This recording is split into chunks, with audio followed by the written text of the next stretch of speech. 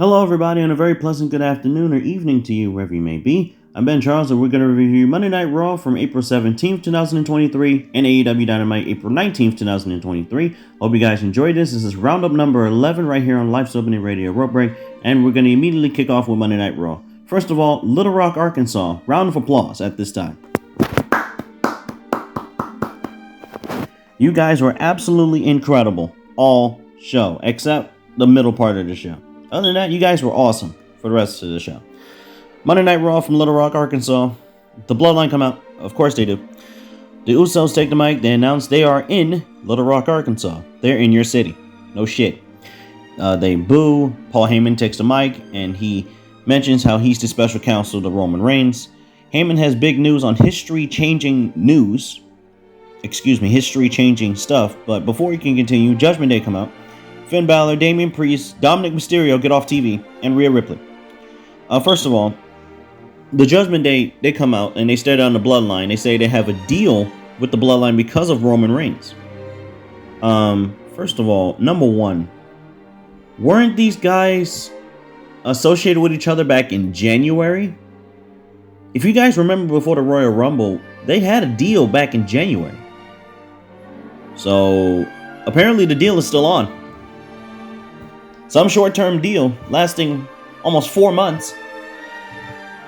Give me a fucking break. This shit sucks. This was a good segment, though. Don't get me wrong, but this doesn't make sense. Rhea Ripley and Solo Sikoa continue staring down because if you guys remember back in January, they had a match. A match that was actually supposed to happen, but it never happened anyway. Paul Heyman brings up the Judgment Day issue with Bad Bunny. Paul Heyman says Finn Balor's not happy with this deal because of his feelings against the Bloodline, but he is willing to put that aside. So Heyman says the Judgment Day needs Bad Bunny taken care of, and Solo will do that. While the Bloodline has problems with Sami Zayn, Kevin Owens, and Matt Riddle, and they will face them at Backlash on a C-level pay-per-view, which is fucking awful. Solo Sikoa. By the way, Paul Heyman says, and I quote, Paul Heyman says he will smash Rey Mysterio. Pause. That's what he said. Word for word. And I quote, Paul Heyman. I think you know how I feel. Solo Sikoa versus Rey Mysterio. This match was good, though. Hold on. This was a good match, though. Solo Sikoa with the... He hit a... Yeah. Hold on. Okay. Yeah. Solo, he does an electric chair at one point, which was cool. Solo goes for a splash. Rey goes for a moonsault, but Solo catches him with a Samoan drop. Solo Sikoa sends him into the ropes with a head scissors, which was... Yeah. Anyway, Rey hits 2 619s, and it still did not beat Solo Sikoa. And then all of a sudden, the LWO appear. Santos Escobar, Cruz del Toro, and... Cruz del Toro, Raul Mendoza, and Santos Escobar. They attack the Usos. Rey goes for another 6. Rey goes for the splash. Solo moves out of the way. Solo hits the Samoan spike for the win. This was a good match, though. I'll give this a 7 and Logic a 5. That's the best I can give for this match. Anyway, the Usos beat the shit out of LWO. Excuse me. Joaquin Wilde, Santos Escobar, and Cruz del Toro are the LWO. I apologize. Anyway, the LWO, they hit the ring to check on Rey, but the Bloodline beat the shit out of them. They hit a 1D on Rey Mysterio, and the Bloodline stands tall. There you go. We get footage of Alpha Academy and Maxine Dupree talking to Adam Pearce. Chad Gable is making a case for him keeping Otis and him together in the draft. Maxine thinks she and Otis would be better for the face of Monday Night Raw. This is what Maxine said, word for word. Otis as the face of Monday Night Raw.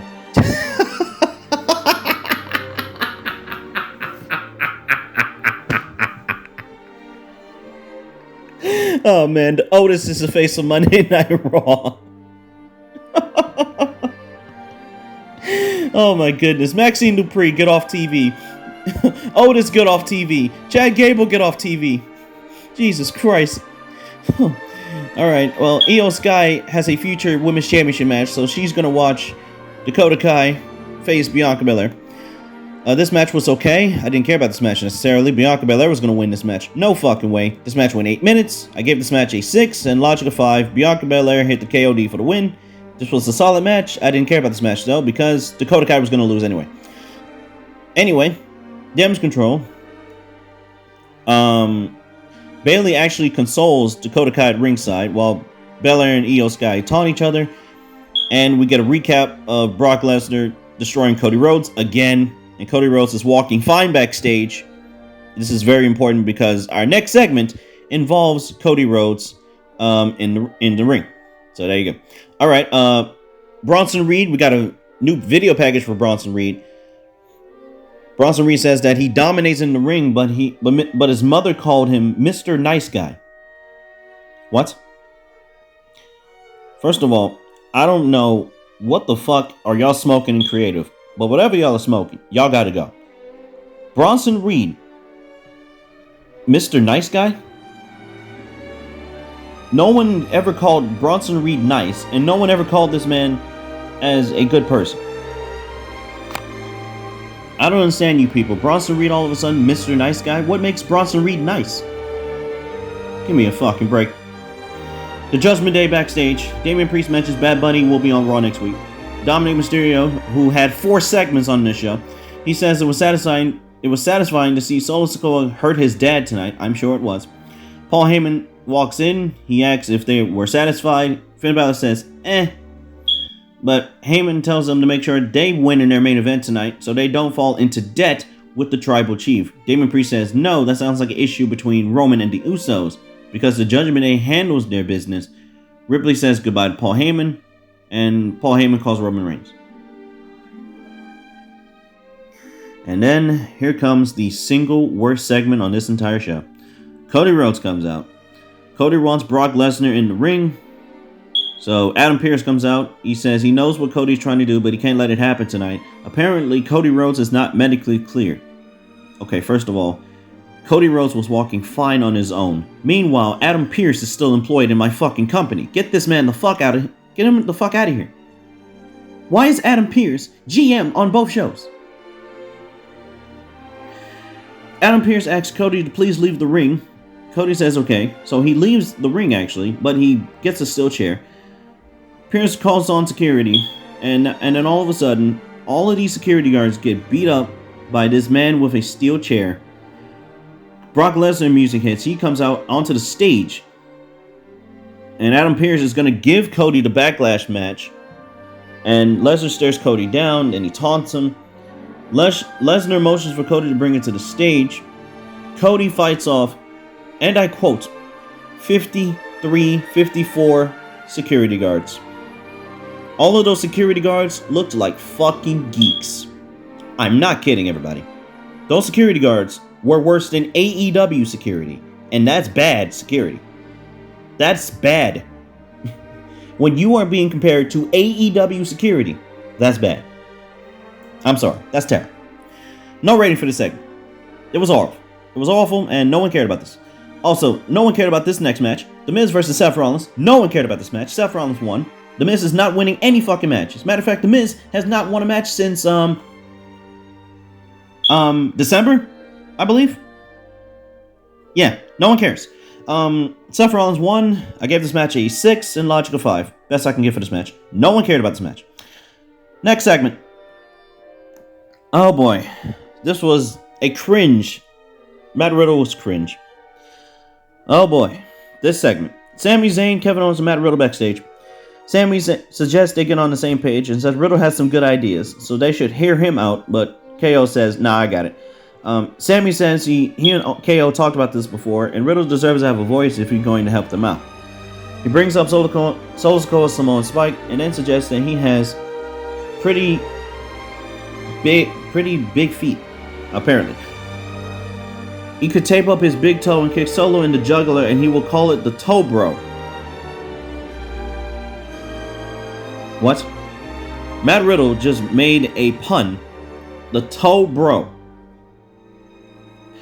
Who writes this shit? Who writes this shit? Are you fucking kidding me? That was bad. That was a horrible jump. Riddle asks if they remember everything the Bloodline did to him, and Riddle gives them props for what Kevin Owens and Sami Zayn did together at WrestleMania, and he's not here to waste time or joke around like an idiot. He's here to kick some ass, and he would do that tonight. There you go. Sami says he suggested the idea first about listening to Riddle. So there you go. Main event, Kevin Owens, Sami Zayn, and Matt Riddle versus the Judgment Day. But before we get to that, we get another... we get a hype package for Trish Stratus, who cut actually a decent promo, but she did not sound like a heel whatsoever. Theory versus Bobby Lashley. This match went 8 minutes. Bronson Reed came out and attacked Bobby Lashley. It was a fucking DQ. No one cared. I didn't care about this match. I gave this match a 5 and Logic a 1. That's the best I can give for this match. No one gave a fuck about this match. And I'm sure you don't either. Reed hit Bobby Lashley with the Tsunami Splash, and that was it. There you go. Trish Stratus cut a decent promo. I'm going to go over it word for word. Trish says she's going to start with a little history lesson. Oh, by the way, Trish Stratus came out to mostly piped-in crowd boos. I don't think anyone wants to boo Trish Stratus. She came out to piped-in crowd boos. Stop doing this shit. Trish says that women's wrestling was a joke when she came to WWE. Yes, women's wrestling was a joke in WWE in 2000. That is correct. And she brought credibility to the division. Some people say it was Trish and Lita, but no, it wasn't just it was just Trish.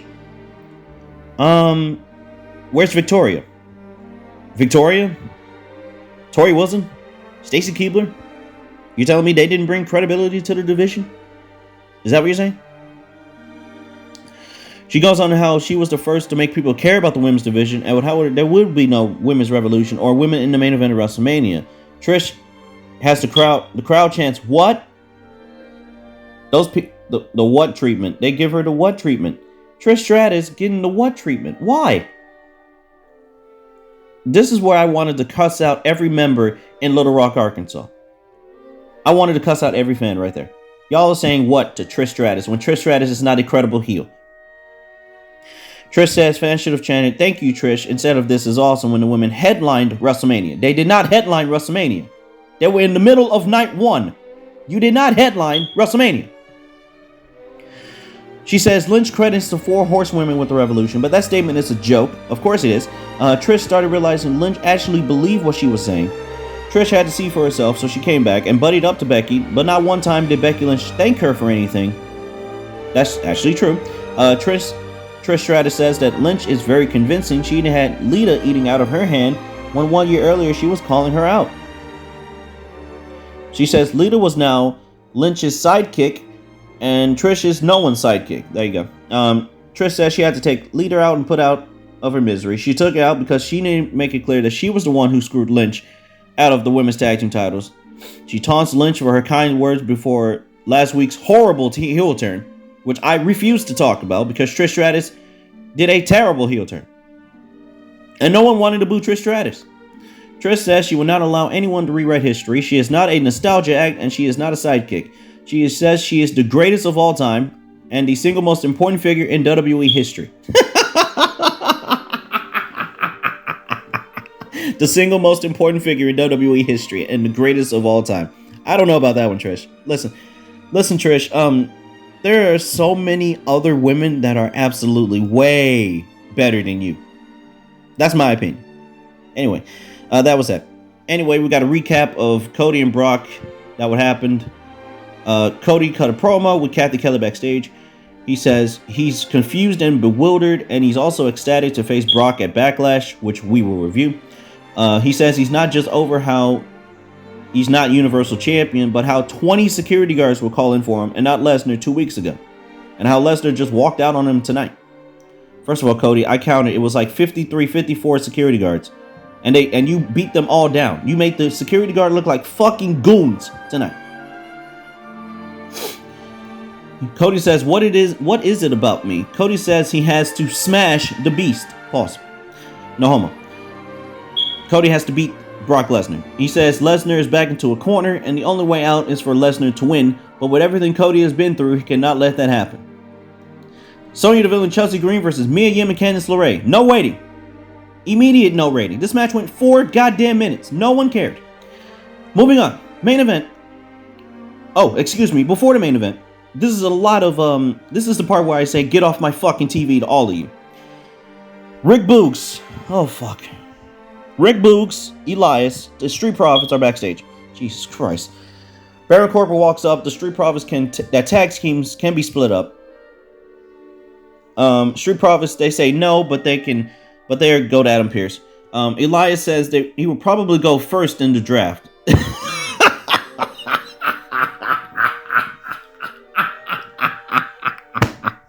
Elias, the first pick in the WWE draft.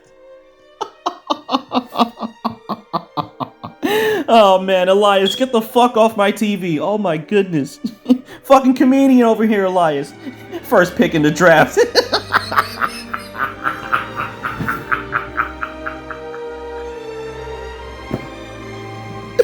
Oh man.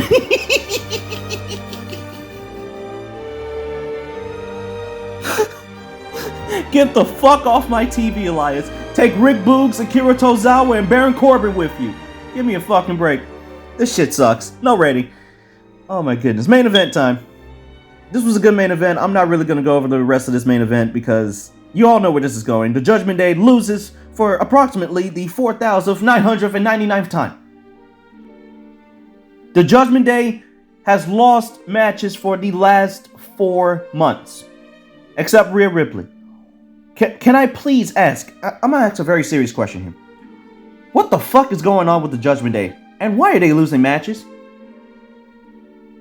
I know Kevin Owens and Sami Zayn are the tag team champions. I know that. I'm sure most of you know that. However, the Judgment Day should not be losing fucking matches. I would have been fine with Matt Riddle versus Damian Priest. They have actual beef. So, yeah. Stupid. This is just stupid. Alright, well, Kevin Owens, Sami Zayn, and Matt Riddle win. They beat up Dominic. They beat up Damian Priest. Damian Priest got a stunner at the end. And then Riddle hit the floating bro on Finn Balor for the win. Finn Balor has a 4-match losing streak. What the fuck is going on? Why is Finn Balor losing matches all of a sudden? This man lost as the Demon at WrestleMania. He comes back literally 2 weeks later, loses to one half of RK Bro. Matt Riddle. He loses to Matt Riddle. And the tag team champion. I gave this match 8, logic of 5. That's the best I can give. Anyway, the LWO, they attack the Bloodline. The Bloodline come out. The Usos come out. Rey Mysterio comes out. And Rey hits 619 on Dominic. Owen slams Damian Priest on the announce table with Sammy. As brawl continues, a big-time brawl ends the show. The LWO and Rey Mysterio, they stand tall. And that was that. Monday Night Raw. A decent show. Was it better than last week? I would say yes. But there's some shit on the show that I did not like at all. Anyway, that's Monday Night Raw, everybody. This episode of Rope Break is interrupted to advertise Lux Open Radio certified bangers, a roller coaster of music consisting of drum and bass.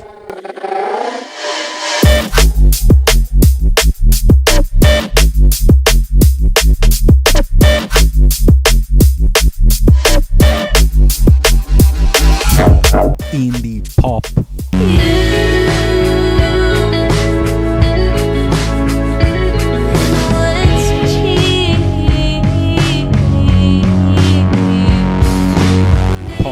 R&B.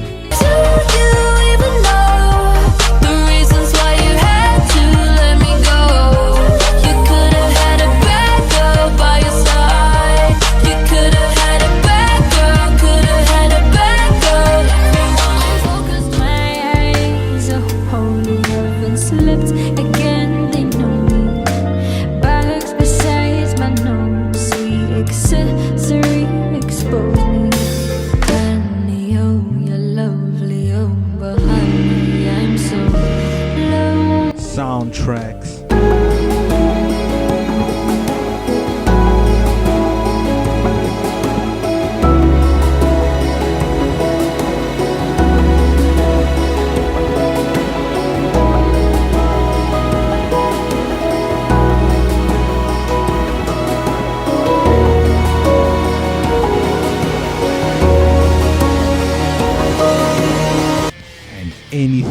else that comes to Gabel's mind, as well as world news and special guests. You can listen to Life's Opening Radio Certified Bangers every Sunday afternoon on Spotify. Back to your regular scheduled programming.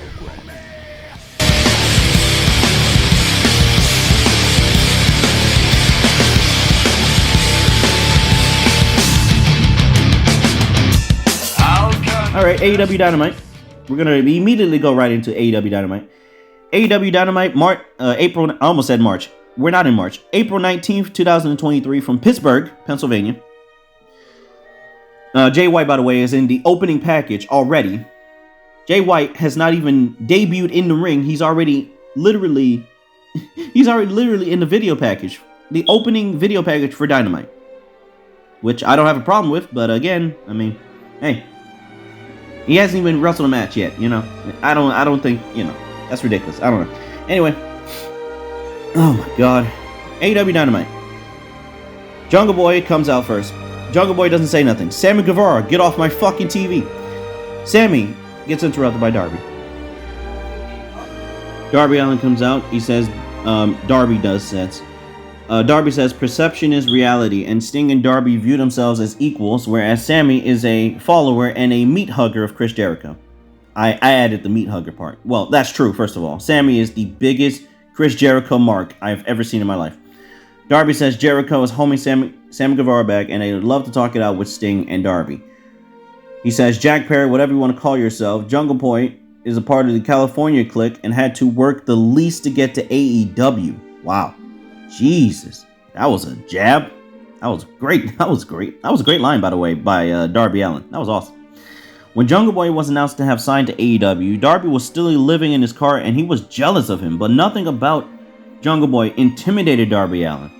Jungle Boy wonders if the kids know what Darby is really like. Antisocial, unfriendly, rude to everyone who isn't cool enough for him, and Darby is only here because he didn't make it as a skateboarder.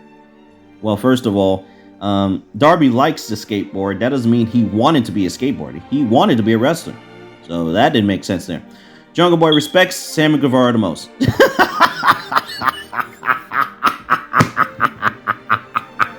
What? Jungle Boy respects Sammy Guevara. Oh man, Jungle Boy, you're a fucking comedian over here, bro. Come on, man. Nobody respects Sammy Guevara. No one. Are you fucking kidding me? Give me a break. Darby puts his body, life, and future on the line, but he's still a scumbag piece of garbage. I'm not gonna say the S word. Sammy Guevara reminds us that Darby and himself were not on the last pay-per-view, but MJF and Jungle Boy were. So Sammy Guevara reminds everyone that Darby was not at Revolution. Well, Darby Allin was, what, injured? Yeah, Darby Allin wasn't even gonna be on the show anyway. What the fuck are you talking about, Sammy? Who cares? Sammy can relate the most to Darby because they are two sides of the coin. I'm sure. MJF comes out. MJF announces there will be a Pillars tournament, and the winner will face MJF for the World Championship at Double or Nothing. The first round of the Pillars tournament will feature a bye, and the person getting the bye in round 1 is Darby Allin. Okay, cool. Unfortunately, we're having a tournament between 3 other grown-ass men. That is not a tournament. A tournament is 8 men, 12, 16. Instead, we have a short little 4-man tournament. Why do we always do these tournaments is my question. Look, we already do the Full Gear AEW Eliminator tournament. We already do a Double or Nothing, this Pillars tournament here. Why are we doing tournaments just for the sake of tournaments 2 weeks before the fucking pay-per-view? You guys realize Double or Nothing is literally 2 weeks away. It's literally the Sunday. It's literally Sunday. What? Next? It's not next Sunday, but it's the Sunday after that. It's literally right after Backlash. Are you fucking kidding me? This is what the fuck we're doing. AEW, stop doing this. I'm gonna say this one time and one time only. Stop doing this. Toni Storm and Ruby Soho versus Dr. Britt Baker, DMD, who's in her hometown of Pittsburgh. And you guys know she was not losing this match because Britt Baker came out in all white and the Pittsburgh Steelers colors. So there you go. Britt Baker and the women's world champion, Jamie Hayter. So Toni Storm and Ruby Soho versus Britt Baker and Jamie Hayter. Tag team match. Jamie Hayter hit a double shoulder block.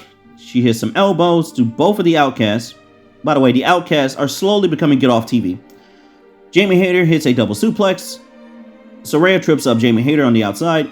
Hayter then attacks all Outcast members on the outside, directly in front of Britt Baker's family, since they are in Britsburg. Excuse me, Britsburg after all. Toni Storm hits an elbow. She hits a running hip attack. Get your mind out of the gutter. Britt makes the save with a super kick to Ruby Soho, but the numbers game is too much as Toni Storm hits a big boot on Britt Baker. Ruby beats up Jamie Hayter in the corner. She makes a tag to Toni Storm. Hayter then reverses Toni Storm's move into a Ushigoroshi, which was cool. She gets a hot tag to Britt Baker. Crowd cheers. She has a sling blade on Toni, a super kick to Ruby Soho. She has a flatliner into the middle turnbuckle to Toni Storm. Baker looks for the lockjaw on Ruby Soho, but Storm reverses into a German. Britt counters into an air raid crash into a nice little... This is a nice little match. This is a good match. Jamie Hayter dumps Ruby to the outside. She hits a ripcord elbow, and then a Hayter breaker and a butterfly suplex. Hayter hits another lariat, and Ruby breaks it up. Facebuster into the top turnbuckle by Ruby. She hits another hip attack by Toni Storm. Get your mind out of the gutter. Saraya grazes Britt Baker with the belt. Storm connects on Storm Zero. Britt Baker kicks out. I did not agree with this spot whatsoever. Britt Baker got hit with the belt, but now she's in her hometown. Apparently, Britt Baker has magical powers all of a sudden. And she's a babyface now. Whatever. Just whatever. Toni Storm throws Jamie Hayter into the steel steps. She hits a drop kick. Shoulder first onto Jamie Hayter. Britt Baker throws Ruby off the top rope. She hits a Pittsburgh Sunrise for a damn close near fall. And then she hits the curb stomp and the lockjaw for the win on Ruby Soho. Ruby Soho loses again, clean on live television. This was a solid match. Was this a good match? No. I give this match I give this a 7. Logic, I'll give it a 4. Because, number one, Toni Storm and Ruby Soho need to stop losing matches. Please. Because this is ridiculous. I don't know. Anyway, Britt got the win in her hometown. Of course she did. And that was that. Solid match. Wardlow backstage. He welcomes his new manager, Arn Anderson. Double A is back, everybody. That's right. The Enforcer, Arn Anderson, is back. Great. Arn says Tully Blanchard taught Wardlow how to be the best checkers player in AEW, but it's time they start playing chess. The Elite are here. The Elite come out. They cut a promo. The Blackpool Combat, he says, the Blackpool Combat Club were 4 of the most respected wrestlers on the planet until a few weeks ago. Omega wishes he could have taken that screwdriver and plunged it into the face of Jon Moxley. The Elite are here for one thing, a fight tonight. Bryan Danielson is on the big screen, but the other members of the Blackpool Combat Club attack from behind. They have a brawl. Nick hit a plancha on the outside. Max superkicked Claudio. Nick dives over the first row to get to Claudio. The Young Bucks do their typical Northern Light suplex stuff, but Moxley gets a rear naked choke. And Omega and Moxley, they fucking go at each other.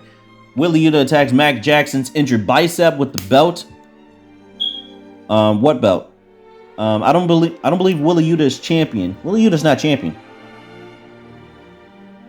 What belt? Wait. What belt are they talking? Oh, wait, the Trios belt. I'm sorry. That's right. I was like, what the hell? Anyway, Claudio hit a Dr. Bomb. Omega hit a German. Death Rider to Omega. Danielson now walks down to the ring. He calls them nothing but a bunch of amateurs. Don Callis is here with a chair. The Blackpool Combat Club stops him. He runs back to the back.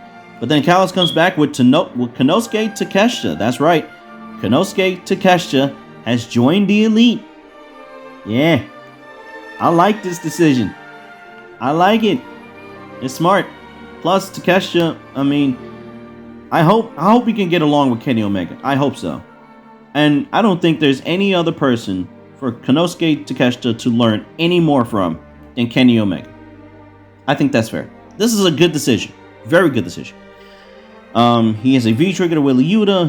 Takeshita has a Blue Thunder Bomb. And Takeshita has joined the Elite. as an ally, I suppose. There you go. AEW TNT Championship match. Oh my fucking god. This match. Wardlow versus Powerhouse Hobbs. And this is probably the rare time that I have to ask this question. What the fuck did Wardlow do to get an AEW TNT Championship match? Guys in the truck, hit my fucking music.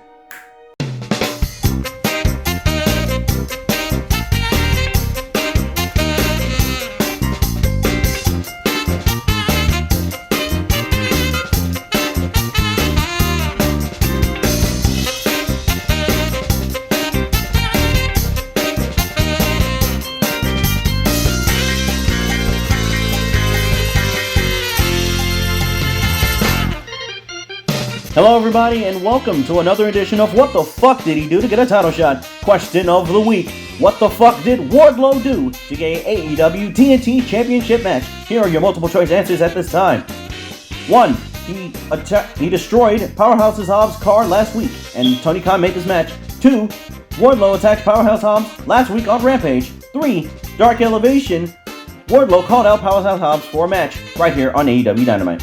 You all have 10 seconds to figure this out.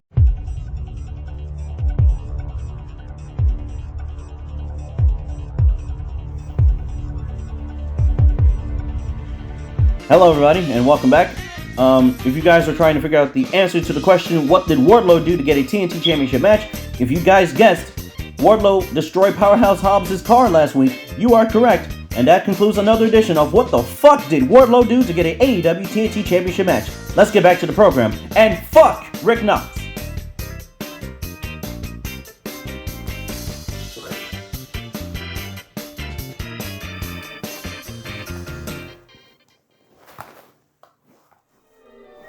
Powerhouse Hobbs versus Wardlow for the TNT Championship. Oh boy, this match, my god. I mean, this was a solid match for what it was, don't get me wrong. But we're 2 weeks away from Double or Nothing.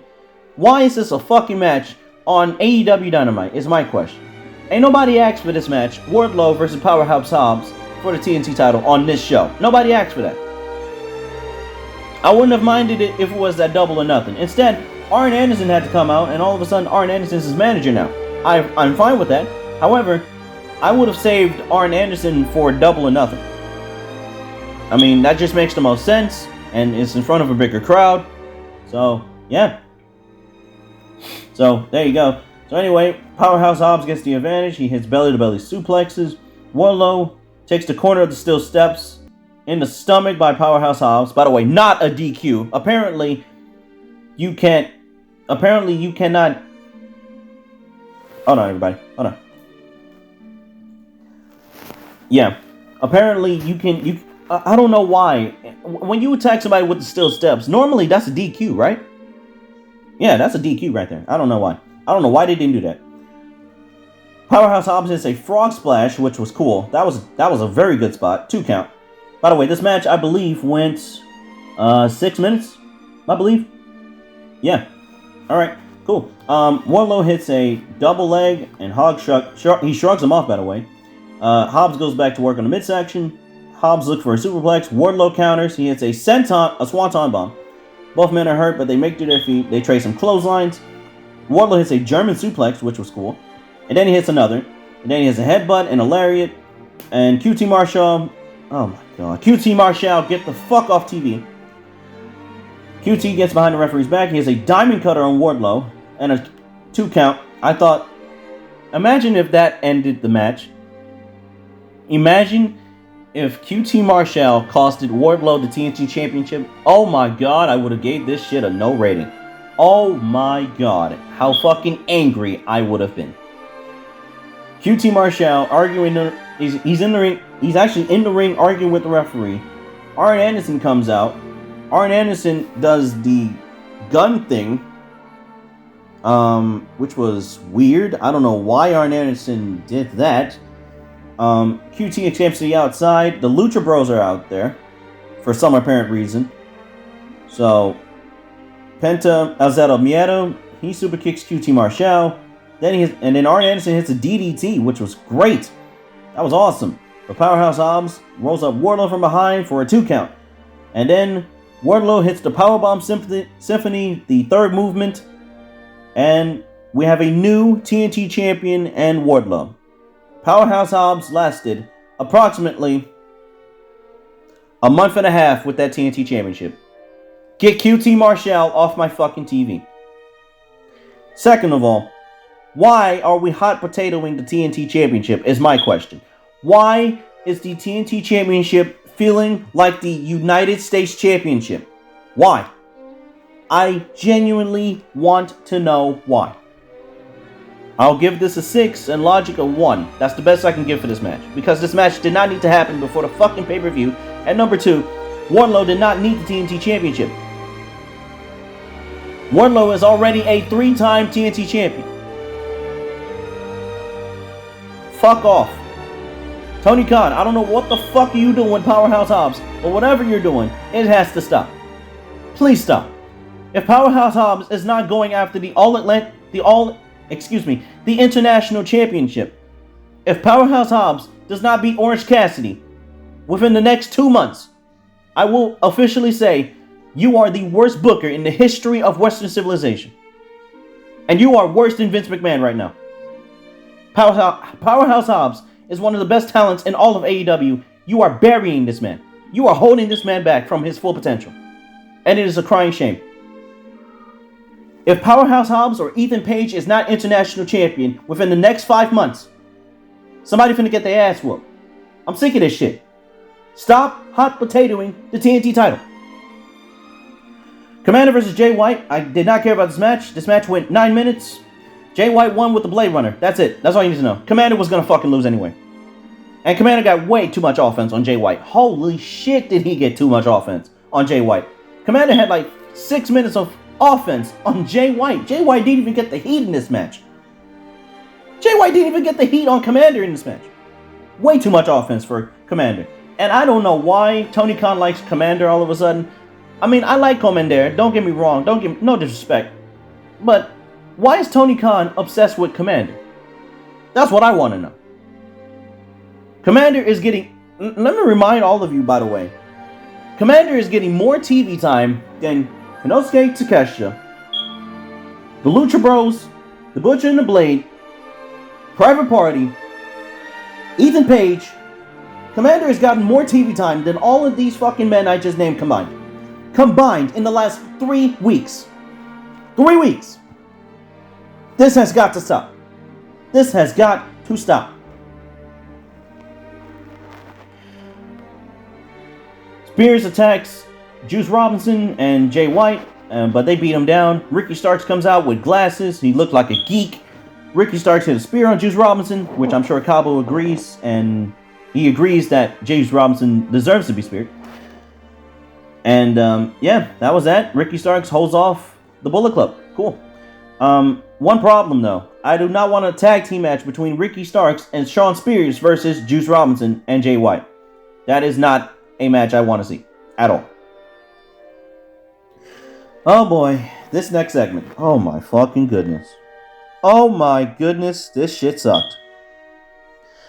Apparently backstage, Mark Briscoe was attacked by the Varsity Athletes and Slim J. Are you fucking kidding me? Tony Nese, Josh Woods, and Ariar Daivari attacked Mark Briscoe. Are you fucking kidding me? Who writes this shit? Why is Mark Briscoe being attacked by fucking jobbers? Who writes this garbage? Jarrett. Oh my fucking god. I gotta do this. Tony Nese, still employed. Ariar Daivari, still employed. Josh Wood, still employed. Slim J, still employed. Jeff Jarrett, still employed. Satnam Singh, still employed. Sanjay Dutt, still employed. Mark Briscoe, still employed. Mark Briscoe should be in Ring of Honor. That's why I say still employed. Other than that, why the fuck is this a match? Apparently on Rampage, Jeff Jarrett and Jay Lethal and FTR, the tag team champions, versus the Varsity Athletes and Slim J. Why are these motherfuckers fighting the Varsity Athletes and Slim J? I don't know who the fuck Slim J is. Why are they fighting on Rampage? Once again, who writes this shit? Chris Jericho and Adam Cole hit the ring. They have a little confrontation between the two. And I actually like this segment a whole lot. Was it the best segment on this show? No. But I will say that this was a very good segment. Adam Cole says he was inspired by Chris Jericho, and they shake hands. Jericho says he has no respect for Adam Cole, and he thinks he's an arrogant son of a bitch. I'm not kidding. That's what he said. Adam Cole is lucky that Jericho doesn't slap his face right here, right now. Adam Cole wants to know who's the real Chris Jericho. Is it the GOAT, the demigod, the demo god, one of the greatest to ever do it? Adam Cole thinks the real Jericho is a insecure, fickle, stupid idiot. Jericho says this is the ring that Jericho built and you never want to meet your heroes. Jericho slaps him and Adam Cole gets pissed off, beats his ass. Jericho and Cole, they fight. Darren Garcia comes out. Darren Garcia beats up Adam Cole and they do a 2-on-1. Britt Baker actually Britt Baker comes from underneath the ring, which I did not agree with whatsoever. Yeah, she literally came from... Where the hell did Britt Baker? Yeah, Britt Baker came from underneath the ring canvas. That was weird. I don't know. Anyway, Baker then slaps Chris Jericho. The Outcast came from underneath the ring. Are you fucking kidding me? Why did Saraya, Ruby Soho, and Toni Storm have to be underneath the ring? You do realize they could have came out through the crowd, right? I don't know. Anyway, Darren Garcia handcuffs Adam Cole to the bottom ropes. The Outcasts beat the shit out of Britt Baker. Oh my god, they beat her down. Saraya beats up Britt Baker with a Singapore cane. And those Singapore cane shots done by Saraya, that was weak. Oh my god, that was so weak. They were so weak. But I like this segment nonetheless. So anyway, the Outcasts make their point. They beat the shit out of Britt Baker. And there you go. Adam Cole is a sympathetic babyface now. Great. Awesome. I like this segment a lot. And here's what I did not like about this show. Oh my fucking goodness. The Acclaimed and Billy Gunn versus the Jericho Appreciation Society. First of all, number one, the Acclaimed are in the semi-main event. Number two, Matt Menard, Angelo Parker, and Jake Hager were all in the semi-main event of this show. Tony Khan, you're on my last fucking nerve with the Jericho Appreciation Society. These men are getting more TV time than Ethan Page, Isaiah Cassidy, Mark Quinn, who actually I just found out he is injured. I'm sorry. Shout out to Mark Quinn, by the way. These three fucking goons have gotten more fucking TV time than all of those men I just named. All of them. Matter of fact, the Jericho Appreciation Society has gotten more TV time than Hook. Hook. That's not good. Oh my god. Max Caster. He did a rap, which I did not care about. Do I gotta fucking review this match? This match went fucking 5 minutes. No fucking rating. No rating. Also, Angelo Parker, hot hand of garbage, Angelo Parker, he had a loaded comb. So, Billy Gunn breaks the comb, and apparently, Angelo Parker hit Jake Hager with a loaded comb. Yes, Jake Hager, who has a stupid-ass fucking purple hat. This man lost to a fucking comb. This shit sucks. No rating. Main event, Sammy Guevara versus Jack Perry. There was a lot of high spots, especially in the first 3 minutes of this match. I expected a normal wrestling match, but instead they were doing Spanish Flies, Hurricane Ranas, Tope Suicidas. This is the first 3 minutes of the match, everybody. I'm not making this up. This is the first 3 minutes of the match. Tope Suicida, Clothesline, Tope Suicida, Plancha by Sammy Guevara, Spanish Fly by Sammy Guevara. Come on, man. I expected a normal wrestling match. But instead, we got some high-flying shit, which I don't mind. But at the same time, we immediately got some high spots. First 30 seconds of the match. It's like they were rushed for time. Anyway, all you need to know, really, is that MJF shows up with the Dynamite Diamond ring on the outside as Jungle Boy Jack Perry's outside of the ring. And this fucking finish pissed me off. Sammy Guevara won by countout. Sammy Guevara beat Jungle Boy Jack Perry by fucking countout. Are you fucking kidding me? Countout? A countout? In the main event of this fucking show? A countout? Tony Khan, I hope that's not what the best one you got. Because if that was what you got, you need to stop writing. Stop writing AEW, bro. If you're going to book Sammy Guevara to beat Jungle Boy, I would have at least had MJF hit Sammy Guevara with the Dynamite Diamond ring. Then Guevara rolls Jack Perry into the ring and pins him. I would have accepted that a whole lot better. Instead, Sammy Guevara won by fucking countout. This is the main event finish, everybody. A countout. And by the way, no one liked this decision. This Pittsburgh crowd, when that decision happened, the crowd literally they were silent. There was no reaction for MJF hitting Jungle Boy Jack Perry with the Dynamite Diamond ring because the match was going to end in a fucking countout. Once again, I ask, who writes this garbage? Get this shit off TV. If we're going to do countout finishes in the main event, get this shit off TV. And all of these men are fighting to lose to MJF at Double or Nothing because you all know MJF is not losing the World Championship. The fuck are these men fighting for? The fuck are they fighting for? Deodorant? Body wash? Give me a fucking break. The fuck are they fighting over? Main event, I gave this match a 6. Logic, a 1 because of the fucking finish. It was awful. MJF celebrates with Sammy Guevara. Sammy Guevara actually hugged MJF, so apparently MJF and Sammy Guevara are cool now. Meanwhile, they were fucking feuding 2 years ago. Who the fuck writes this shit? This is ridiculous. There's no legit reason why Sammy Guevara and MJF are cool now. Apparently, MJF wants Sammy Guevara to beat Darby Allin, so MJF does not want to face Darby Allin again. But what if Sammy Guevara wins? Sammy Guevara doesn't deserve the TNT Championship at all. The fuck? He doesn't deserve a world title shot at all. Has he won a match before this fucking Pillars bullshit? No. He didn't even win a match. I don't even think Sammy Guevara was on TV. And he should be off fucking TV. Him and his fucking wife. Get them the fuck off TV. Dynamite was solid, but other than that, there was some shit on this show I did not like at all. Holy fucking shit. Especially the semi-main event of that fucking show. Seriously. Angelo Parker, Matt Menard, and Jake Hager, the semi-main event? Are you fucking kidding me? Alright everybody, that's your Roundup number 11. I will not review SmackDown this week. SmackDown will be reviewed next week though, on Roundup number 12, and I hope you guys enjoyed here on Roundup number 11. On behalf of Cabo and Josh Jenkins, I'm Ben Charles. See y'all next week for Roundup number 12, and I'll see y'all 2 weeks from now for WWE Backlash and our Double or Nothing review down the line. Until then, so long everybody.